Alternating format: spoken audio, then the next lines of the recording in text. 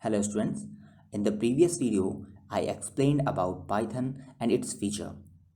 Now in this video I am going to explain about IDLE and the modes of Python.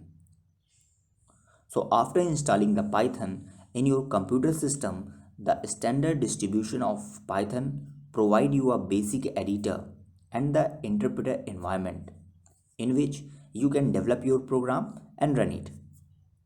This editor and environment in which you develop and run the program is known as IDLE, which is the abbreviation of Integrated Development Environment. Python has two basic modes also, in which we can do our programs or write our programs. These are, first one is interactive mode and the second one is the script mode. Interactive mode is a command line shell which gives immediate result for each statement.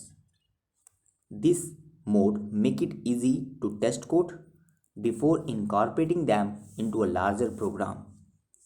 So this symbol is called Python prompt, which indicates that we are in interactive mode.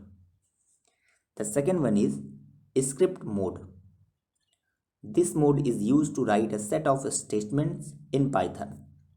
In this mode, a set of statements is stored in a file with .py extension. After storing, we can run the program at once.